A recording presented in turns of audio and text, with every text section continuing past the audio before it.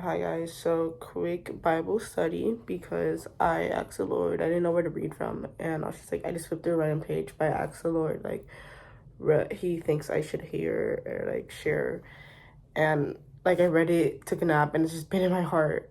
Okay, and then yeah, so it is from Luke chapter 14 verses 54 to 59. It's super short, and it's under the section interpreting the times. So he says, when you see a cloud rising in the west, immediately you say it's going to rain, and it does. And when the south wind blows, you say it's going to be hot, and it is. Hypocrites, you know how to interpret the appearance of the earth and the sky. How is it that you don't know how to interpret the present time? Why don't you judge for yourselves what is right?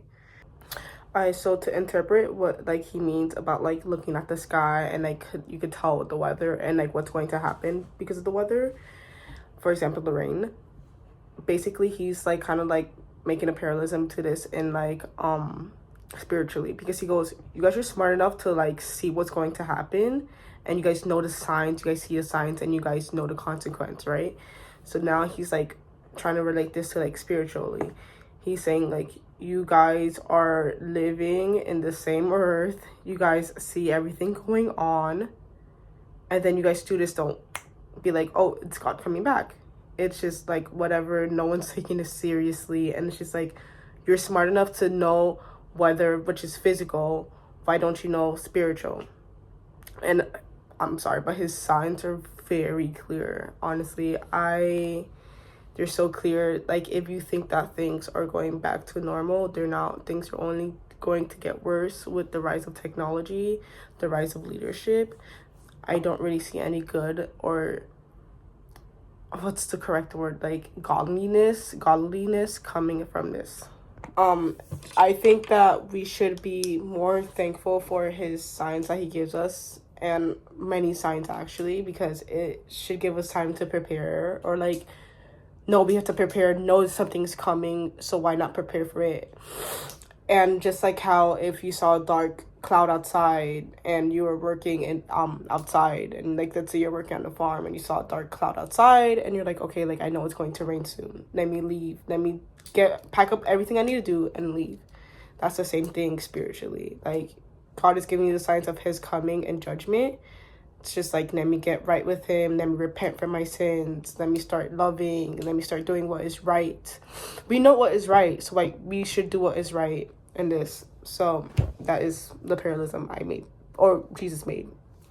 Okay, and then verse 58 reads, as you're going with your adversary to the magistrate, try hard to be reconciled on the way, or your adversary may drag you off to the judge, and the judge turn you over to the officer, and the officer turn you into prison.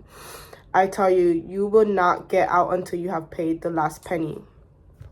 Alright, so basically your adversary is someone who's taking you to court, someone who has built a case against you. So basically what it's saying is that be like buddy with that person on your way to court or before you reach the court, you know? Like, don't just like wait till you get to the court and then face your judgment. You have to like butter up the person, like be nice to them, show peace to them, show that like you don't want what bad is going to happen to you, because at the end of the day they have that control.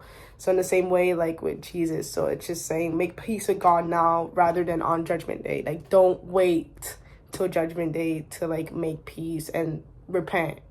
Do it now where you have the time, and where like you could do it before judgment, you know? I think that makes perfect sense, and I actually really like that like parallelism too. Anyways, thanks for watching, guys. Let me know what you guys think, comment, and like the video if you want to. Have a good one.